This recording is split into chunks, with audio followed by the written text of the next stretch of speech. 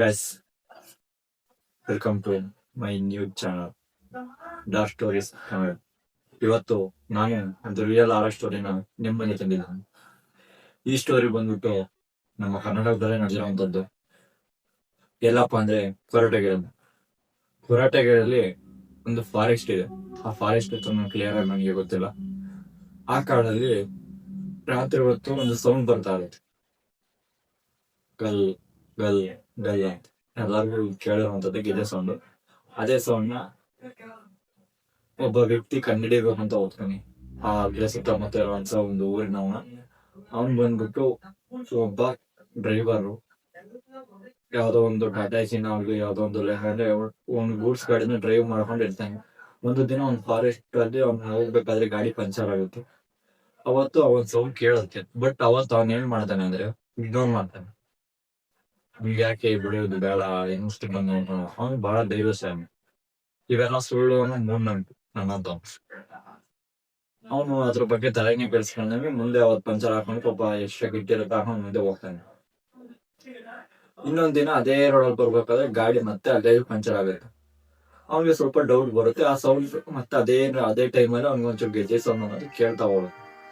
ಅವನಿಗೆ ಸುಮಾರು ಒಂದು 300-400 ಮೀಟರ್ ಹಿಂದ್ಗಡೆಯಿಂದ ಕೇಳಿಸುತ್ತೆ, ಅಷ್ಟು ದೂರದಲ್ಲಿ ಕೇಳಿಸುತ್ತೆ. ಇವನು ಆ ಒಂದ್ ಗೆಜೆ ಸೌಂಡ್ ಎಲ್ಲೈತೆ ಅಂತ ತಿಳ್ಕೊಬೇಕು ಅನ್ನೋ ಕಾರಣಕ್ಕೆ ಆ ಗೆಜೆ ಸೌಂಡ್ನೇ ಆಲಿಸ್ಕೊಂಡು ಹೋಗ್ತಾ ಇರ್ತಾನೆ. ಬಟ್ ನಂಬ್ತಿರೋ ಗೊತ್ತಿಲ್ಲ, ಆ ಕಾಡೊಳಗ 1.5 ಕಿಲೋಮೀಟರ್ ಹೋದ್ರು ಅದು ಗೆಜೆ ಸೌಂಡ್ ಎಲ್ಲಿದೆ ಅಂತ ಗೊತ್ತಾಗಲ್ಲ. ಅಷ್ಟರೊಳಗೆ ಹೋಗ್ತಾ ಇರೋ ಸಹ ಗೆಜೆ ಸೌಂಡ್ ಮುಂದೆನೆ ಹೋಗ್ತಾ ಇರುತ್ತೆ. ಬಿಟ್ರೆ ಆ ಒಂದು 300-400 ಮೀಟರ್ ಆಗಿರೋಂಥದ್ದು ಮುಂದಕ್ಕೆ ಸಿಗ್ಬೇಕು ತಾನೆ ಯಾರಿದ್ರು. ಇದ್ಯಾರೋ ಯಾರೋ ಕಳ್ರು ಮಾಡ್ತಾರ ಕೆಲಸ ಅಂತ ಅವನೇನ್ ಮಾಡ್ತಾನೆ, ಹೊಡಿಕೊಂಡು ಹೋಗ್ತಾನೆ. ಬಟ್ ಅದನ್ನ ಹೋದಾಗ ಮುಂದಕ್ಕೆ ಹೋಗ್ತಾನೆ ಇರುತ್ತೆ, ಅದಕ್ಕೆ ಕೊಂತಿ ಅನ್ನೋದೇ ಕಾಣಂಗಿಲ್ಲ. ಅವನೇನ್ ಮಾಡ್ತಾನೆ ಅಂದ್ರೆ ಇದ್ಯಾರಿದು ಅಂತ ಸ್ವಲ್ಪ ಯೋಚನೆ ಮಾಡ್ತಾನೆ. ಒಂದು ದೆವ್ವ ನಂಬೋ ವ್ಯಕ್ತಿನೇ ಅಲ್ಲ ಅವನು. ಆದ್ರಿಂದ ಯಾವ್ದೋ ಕಳ್ರದ ಕೈವಾಡ ಆಗ್ಬೇಕಿದು ಅಂತೇಳಿ ಅವ್ನ ಅಲ್ಲೇ ಗಾಡಿನ ಬಿಟ್ಟು ಪಾಪ 1.5 ಕಿಲೋಮೀಟರ್ ಮುಂದುವರ್ಸ ಇನ್ನೂ ಹುಡುಗಿ ಮುಂದೆ ಹೋಗ್ತಾನೆ. ಮುಂದೆ ಹೋಗ್ತಾ ಗೆಜೆ ಸೌಂಡ್ ಹತ್ರ ಬರಕ್ ಸ್ಟಾರ್ಟ್ ಆಗ್ತಾ ಹೋಗುತ್ತೆ. ಅವ್ನು ಮುಂದೆ ಹೋದಾಗ ಸ್ವಲ್ಪ ಹತ್ರ ಬರುತ್ತೆ. ಯಾಕಂದ್ರೆ ಅವ್ನ ಕೊನೆ ಟೈಮ್ ಅದು. ಅಷ್ಟು ಎಂಡಿಂಗ್ ತಗೋಬೋದು. ಅದು ಸಿಗ್ಬೇಕು ಅಂತಾನು ಹೋಗ್ತಾನೆ, ಫಾಸ್ಟ್ ಆಗಿ ಹೋಗ್ತಾನೆ, ಸಿಗುತ್ತೆ. ಆ ಒಂದು ಗೆಜೆ ಸೌಂಡ್ ಎಲ್ಲಿಂದ ಕೇಳ್ತಾ ಇರುತ್ತೆ, ಒಂದು ಮರದಲ್ಲಿ ಕೇಳ್ತಾ ಇರುತ್ತೆ. ಬಟ್ ಮರದಲ್ಲಿ ಯಾರಿಗೂ ಏನು ಕಾಣ್ತಾ ಇರಲ್ಲ. ಆದ್ರೂ ಸಹ ಮರದಿಂದನೇ ಆ ಗೆಜ್ಜೆ ಸೌಂಡ್ ಕೇಳ್ತಾ ಇರುತ್ತೆ. ಇವನ ಮರನ ಒಂದು 2-3 ರೌಂಡ್ ಹೊಡೆದು ಸಹ ಯಾರಿದ್ದಾರ ಅಂತ ನೋಡಕ್ಕೆ ಯಾರಾದ್ರೆ ಯಾರು ಇರಲ್ಲ. ಆಗ ಸ್ವಲ್ಪ ಭಯ ಸ್ಟಾರ್ಟ್ ಆಗತ್ತೆ. ನೀವು ಎಂತರ್ಗಾದ್ರು ಭಯ ಸ್ಟಾರ್ಟ್ ಆಗತ್ತಂತ ಮೂಮೆಂಟ್. ಆ ಗೆಜ್ಜೆ ಸೌಂಡ್ ಮರದಲ್ಲಿ ಕೇಳ್ತಾನೆ ಇರುತ್ತೆ. ನನಗೆ ಯಾಕೆ ಅಂತ ಹೇಳ್ಬಿಟ್ಟು ಅವನು ದೇವ್ರ ನೆನೆಸ್ಕೊಂಡು ಆದಷ್ಟು ಬರ್ತಾ ಇದ್ದೀನಿ. ಅವ್ನು ಬರ್ಬೇಕಾದ್ರೆ ಸಮೇತ ಒಂದು ಹಿಂದೆ ಯಾರೋ ಫಾಲೋ ಮಾಡ್ತಾರ ಅವ್ನಿಗೆ ಫೀಲ್ ಆಗುತ್ತೆ. ಅಣ್ಣ ಫುಲ್ ಭಯದಲ್ಲಿ ಕಿತ್ತು ಎಸ್ತಬಿಟ್ಟು ಅವಾಗಲೇ ಏನು ನಮ್ಮ ನಂಬಿಕೆಗಳು ಇರ್ತಾವ ಬಿಡಿ. ಆತರ ಏನೋ ಒಂದು ನಂಬಿಕೆ ಮಾಡ್ತಾನೆ, ದೆವ್ವ ನನ್ನ ಹತ್ರ ಬರ್ಬಾರ್ದು ಅಂತ. ಅಲ್ಲಿಗೆ ಅವ್ನ ದೆವ್ವ ನಂಬಿರ್ತಾನೆ. ಮರದ ಹತ್ರ ಹೋದಾಗ ಮುಂದೆ ಹೋಗ್ಬೇಕಾದ್ರೆ ಒಂದ್ ಮರದ ತುಂಬ ಎಷ್ಟು ಮಿಸ್ ಅವನ ತಲೆಯಿಂದ ಮುಂದೆ ಕೆಳಗೆ ಬಿದ್ದುಬಿಡುತ್ತೆ. ಅವ್ನು ಚಪ್ಪನೆ ಯಾರ ಇದ್ದೇ ಎಳ್ದಂಗ ಆಗುತ್ತೆ, ಬೆನ್ನಿನ ಮೇಲೆ ಕೈ ಹಿಂಗೆ ಅಲ್ಲಂಗ ಆಗುತ್ತೆ. ಹಿಂದೆ ಹೋಗ್ತಾನೆ, ಮರದ ಪೀಸ್ ಮುಂದೆ ಬಿದ್ದುಬಿಡುತ್ತೆ. ಅವ್ನಿಗೆ ನಿಂತಿದ್ದು ಭಯ ಸ್ಟಾರ್ಟ್ ಆಗುತ್ತೆ, ಯಾರಿದು ಏನು ಅಂತ ಗೊತ್ತಾಗಲ್ಲ. ಮತ್ತೆ ಮುಂದೆ ಹೋಗ್ತಾ ಇರ್ತಾನೆ. ಆ ಗೆಜೆ ಸೌಂಡ್ ಅವನ್ನೇ ಫಾಲೋ ಮಾಡ್ತಾ ಇರ್ತಾನೆ. ಚೂರು ಗೊತ್ತಾಗಲ್ಲ. ಮುಂದೆ ಹೋಗ್ತಾ ಸ್ವಲ್ಪ ಗೆಜೆ ಸೌಂಡ್ ಇನ್ನೂ ಹತ್ರ ಸ್ಟಾರ್ಟ್ ಆಗುತ್ತೆ. ಹಾಗೆ ಸ್ವಲ್ಪ ಭಯ ಆಗುತ್ತೆ. ಅಣ್ಣ ಏನ್ ಮಾಡ್ತಾನೆ, ಭಯದಲ್ಲಿ ದಾರಿ ತಪ್ಪಿಬಿಟ್ಟು ಸ್ಟ್ರೈಟ್ ಹೋಗೋದ್ ಬಿಟ್ಬಿಟ್ಟು ರೈಟ್ ಅಲ್ಲಿ ತಿರ್ಕೊಂಡು ಮುಂದೆ ಹೋಗ್ಬೇಕಾದ್ರೆ ಒಂದು ವೈಟ್ ಸ್ಯಾರಿ ಹಾಕೊಂಡು ಒಂದು ಲೇಡಿ ಮುಂದೆ ಪಾಸ್ ಆಗ್ತಾ ಇರುತ್ತೆ. ಇವ್ನಿಗೆ ಸ್ವಲ್ಪ ಭಯ ಸ್ಟಾರ್ಟ್ ಆಗುತ್ತೆ. ಯಾಕಂದ್ರೆ ನಾವೆಲ್ಲ ಕೇಳಿರೋಂಥದ್ದೇ, ಸಣ್ಣದ್ರಿಂದಾನೇ ಹೇಳ್ಕೊಂಡ್ ಬಂದಿರೋದು. ದೆವ್ವ ಇದೇ ರೀತಿ ಇರುತ್ತೆ, ಹಿಂಗೆ ಇರುತ್ತೆ, ಕಾಲು ಉಲ್ಟಾ ಇರುತ್ತೆ, ಎಲ್ಲ ನಾವು ಅದೇ ಫಿಕ್ಸ್ ಆಗ್ಬಿಟ್ಟಿದೀವಿ. ಅವ್ನ ಮೈಂಡ್ ಅಲ್ಲಿ ಸಹ ಬಟ್ ಏನು ಇರಲ್ಲ. ಆ ಒಂದು ಭಯದ ವಾತಾವರಣ ಅದ್ರ ಅವನ್ನ ಸೃಷ್ಟಿಸಿರುತ್ತೆ. ಅದನ್ನ ಅವ್ನಿಗೆ ಅದು ಗೊತ್ತಿರಲ್ಲ. ಭಯದ ವಾತಾವರಣದಲ್ಲಿ ಅವ್ನಿಗೆ ಅಲ್ಲಿ ಏನಿಲ್ಲ ಅನ್ಸ ಅಲ್ಲಿ ಐತೆ ಅನ್ನಂಗೆ ಕಾಣುತ್ತೆ. ಈ ಎಕ್ಸಾಂಪಲ್, ನೀವು ಮನೇಲಿ ಒಬ್ರು ಇದ್ದೀರಾ ಅನ್ಕೊಳ್ಳಿ, ಕತ್ಲಾಗಿರುತ್ತೆ. ನಿಮ್ದು ಒಂದು ಭಯ ಅನ್ನೋದು ಮೈಂಡ್ ಸೆಟ್ ಇಲ್ಲಿ ಬಂದ್ಬಿಟ್ರೆ ಒಂದು ಸಣ್ಣದೊಂದೇನು ಅಲ್ಲಾಡೋದು ಸಹ ಪೂರ್ತಿ ಭಯ ಸ್ಟಾರ್ಟ್ ಆಗ್ಬಿಡುತ್ತೆ. ಏನೋ ಇದೇ ಫೀಲ್ ಮಾಡ್ಬಿಡುತ್ತೆ. ಅದೇ ತರ ಅವನು ಸಹ ಅಲ್ಲೇನ್ ಹಿಂದೆ ಇದ್ರು ಸಹ ಅವ್ನ ಮೈಂಡ್ ದೃಷ್ಟಿಗೆ ಅಲ್ಲೊಂದು ಸುಲ್ಟಿಸ್ಕೊಂತಾನೆ. ಏನೋ ಹೋಗ್ತಾ ಇದೆ ನಂಗೆ. ಅವ್ನು ಇದ್ದಿದ್ದು ಭಯ ಸ್ಟಾರ್ಟ್ ಆಗುತ್ತೆ. 2-3 ಸತಿ ಅಲ್ಲೇ ಆ ಕಡೆ ಒಂದ್ಸತಿ ಈ ಕಡೆ ಒಂದ್ಸತಿ ಪರದಾಡ್ಕೊಂಡು ಓಡಾಡಿದ್ದೀನಿ.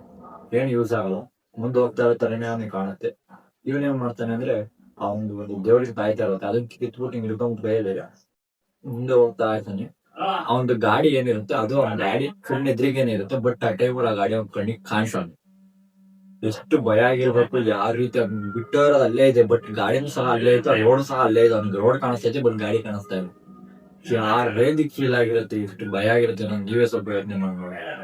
ಅಣ್ಣ ಮತ್ತೆ ಏನ್ ಮಾಡ್ತಾನೆ ಅಂದ್ರೆ ಪಾಪ ಅಲ್ಲಿಂದ ರೋಡಾಗ ಮುಂದೆ ಕೂಡ ಹೋದಾಗ ಹಿಂದಕ್ಕೆ ತಿರುಗಿ ನೋಡ್ತಾನೆ, ಅಲ್ಲಿ ಗಾಡಿ ಕಾಣ್ತಾವೆ. ಆ ಗಾಡಿ ಮೇಲೆ ಮುಂದೆ ಇರುತ್ತಲ್ಲ ಇಂಜಿನ್ ಮೇಲೆ ಯಾರೋ ಕುಂತಿರೋ ತರ ಕಾಣ್ತಾ ಇದೆ.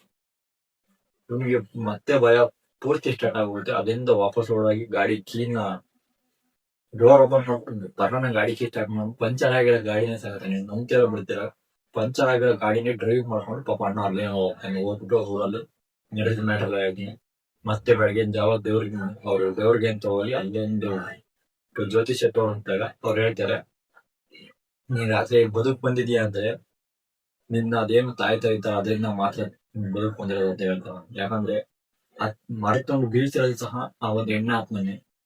ನಿನ್ನ ಹಿಂದೆ ಕೇಳ್ಕೊಂಡಿರೋದು ನಿನ್ ಕೈಯಲ್ಲಿ ಇತ್ತ ಒಂದು ತಾಯ್ತ, ಆ ದೇವರಿಂದ ತಾಯ್ತದ ಮಹಿಮೆ ಅಂತ ಅವ್ರ ಕೈ ಇಟ್ಟು ಎಳ್ದಂಗ ಆಗಿದೆ. ನಿನ್ನ ರೂಟ್ ತಪ್ಪ ಕಾರಣನೂ ಅಷ್ಟೇ. ನೀನು ಅದೇ ರೂಟಲ್ಲಿ ನೀನು ಸ್ಟ್ರೈಟ್ ಹೋಗಿದ್ರೆ ನಿನ್ ಗಾಡಿ ಹತ್ರ ಹೋಗ್ತಿರ್ಲಿಲ್ಲ, ನಿನ್ ಬಾಡಿ ಹತ್ರ ಬೇರೆ ಬರ್ಬೇಕಾಗಿತ್ತು ಅಂತ ಹೇಳ್ತಾರೆ. ಯಾಕಂದ್ರೆ ಅಲ್ಲಿ ಅದು ಒಂದು ಆತ್ಮ ಬಲಿಗೋಸ್ಕರ ಕಾಯ್ತಾ ಇತ್ತಂತ, ಅದ್ ದಾರಿ ಕರ್ಸ್ಕೋಬೇಕು ಅಂತ. ಬಟ್ ಈ ದೇವರಿಂದ ಮಹಿಮೆನೆ ಏನೋ ಗೊತ್ತಿಲ್ಲ, ನೀನ್ ಸ್ವಲ್ಪ ಭಯ ಸ್ಟಾರ್ಟ್ ಜಾಸ್ತಿ ಮಾಡ್ಬಿಟ್ಟು ನಿನ್ನ ದಾರಿ ತಪ್ಪಿಸಿದೆ ಅಂತ ಹೇಳ್ತಾನೆ. ಆ ಗೆಜ್ಜೆ ಸೌಂಡು ಅಷ್ಟೇ, ನೀನ್ ಯಾಕೆ ಆ ಗೆಜ್ಜೆ ಸೌಂಡ್ ಆ ಮರದಲ್ಲೇ ಇತ್ತು, ಬಟ್ ನೀನ್ ಅಕ್ಕಪಕ್ಕ ಗೆಜ್ಜೆ ಸೌಂಡ್ ಬರ್ತಾ ಇತ್ತು ಅಂದ್ರೆ ಅದು ಆ ದೇವ್ರ ಮಾಡಿರುವಂತ ಒಂದು. ಯಾಕಂದ್ರೆ ನೀನು ಬೇಗ ಹೋಗ್ಬಿಡ್ಲಿ ಜಾಗ ಬಿಟ್ಟು ಅಂತ ಒಂದೊಂದು ಕಾರಣಕ್ಕೆ ಆ ದೇವ್ವ ಆ ಮರ ಬಿಟ್ಟು ಬಂದಿಲ್ಲ, ಆ ಆತ್ಮ ಮರ ಬಿಟ್ಟು ಬಂದಿಲ್ಲ. ಅಕ್ಕಪಕ್ಕ ಕೇಳಿಸ್ತಿದ್ದಂತ ಗೆಜ್ಜೆ ಸೌಂಡ್ ನೀನು ಹಿಡ್ಕೊಂಡಿದ್ದಲ್ಲ ತಾಯ್ತಾ ಆ ತಾಯಿದು. ಯಾಕಂದ್ರೆ ನೀನು ಬೇಗ ಕಾಡಿ ಮುಂದೆ ಹೋಗ್ಲಿ ಅನ್ನೋ ಒಂದು ಕಾರಣಕ್ಕೋಸ್ಕರ ಅಂತ ಹೇಳ್ತಾರೆ. ಆಮೇಲೆ ಆ ಗಾಡಿ ಹತ್ರ ಹೋದಾಗ್ಲೂ ಸಹ ಗಾಡಿಯನ್ನು ಕಣ್ಣಿಗೆ ಕಾಣಲ್ಲ. ಯಾಕಂದ್ರೆ ನೀನ್ ಸ್ವಲ್ಪ ಮುಂದೆ ಹೋದ್ರೆ ಆ ದೇವರ ಆತ್ಮ ಏನಿರುತ್ತೆ ಅಲ್ಲಿಗೆ ಸ್ವಲ್ಪ ಲಾಸ್ಟ್ ಇರುತ್ತ, ಅದು ಬಿಟ್ಟ ಆತ್ಮ ಮುಂದೆ ಹೋಗೋಣ. ಅದು ಊರಲ್ವಾ ಸರೌಂಡಿಂಗ್, ಮುಂದೆ ಹೋಗುದ ಮುಂದೆ ಬರಕ್ಕಾಗಲ್ಲ. ಅದಕ್ಕೆ ಆ ಜಾಗನ ನೀನು ಬಿಡಿಸಿ ಆ ದೇವರು ಊರ ರೋಡಿಗೆ ಬಂದು ವಾಪಸ್ ನೀನು ಹೋದ್ರೆ ನಿನ್ಗೇನು ಅಪಾಯ ಆಗಿಲ್ಲ. ಇಲ್ಲ ಅಂದ್ರೆ ನೀನು ಬದುಕು ಬರ್ತಾನೆ ಇರಲ್ಲ. ಇನ್ನೊಂದ್ಸತಿ ಯಾವ್ದೇ ಕಾರಣಕ್ಕೂ ಆ ರೋಡಲ್ಲಿ ಹೋಗ್ಬೇಡ, ಓದ್ರು ಸಮೇತ ತಾಯ್ತ ಮಾತ್ರ ಅದೇ ಕಾರಣಕ್ಕೂ ಬಿಚ್ಚಿಕ್ ಬೇಡ ಅಂತ ಹೇಳಿ ಅಲ್ಲಿಗೆ ಹೇಳಿ ಬಳಸ್ತಾರೆ. ಅವತ್ತಿಂದ ಆ ದೇವ್ರ ಮೇಲೆ ಕುಡಿತ ಜಾಸ್ತಿ ಆಗುತ್ತೆ, ದೇವ್ರ ಮೇಲೆ ಭಯ ಸಹ ಅಷ್ಟೇ ಜಾಸ್ತಿ ಆಗುತ್ತೆ. ಅಷ್ಟೇ ನಾವು ಹೊಂದ್ಕೊಂತೀವಿ ದೇವ್ರಿಲ್ಲ ಅಂತ, ಬಟ್ ಅಷ್ಟೇ ನಾವು ಕಾಪಾಡೋದು ದೇವ್ರು. ಅವ್ನ್ ಯಾವ ರೀತಿ ಬಂದ್ ಹೇಳಿದಾನೆ ಅಂದ್ರೆ ಆ ಬದುಕಿದೀನಿ ಅಲ್ವಾ ದೇವರಿಂದಾನೆ ಅಂತಾನೆ, ಆ ರೀತಿ ಅವ್ನು ಹೇಳಿದ್ದಾನೆ. ಲೆಕ್ಕ ಹಾಕಿ ಆತರ ಹೇಳ್ಬೇಕು ಅಂದ್ರೆ ಎಷ್ಟು ಆ ತಾಯಿ ಪವಾಡ ಮೇಲೆ ಪ್ರಭಾವ ಬೀರು. ನೈಟ್ ಹೊತ್ತು ಓಡಾಡೋರು ಹುಷಾರಾಗಿ ಓಡಾಡಿ, ಯಾವ್ದೇ ಕಾರಣದಲ್ಲಿ ಸ್ವಲ್ಪ ನಿಮ್ಗೆ ಅವಶ್ಯಕತೆ ಇಲ್ಲ ಓಡಾಡಕ್ಕೆ ಹೋಗ್ಬೇಡಿ. ಸುಮ್ಮನೆ ಅಪಾಯಗಳನ್ನ ಮೇಲಾಡ್ಕೋಬೇಡಿ ಅಂತ ಬಟ್ ಆತ್ಮಗಳಿಗೆ ನೋಡ್ಕೊಂಡು ಮುಂದೆ ಹೋಗಿ. ಬಾಯ್.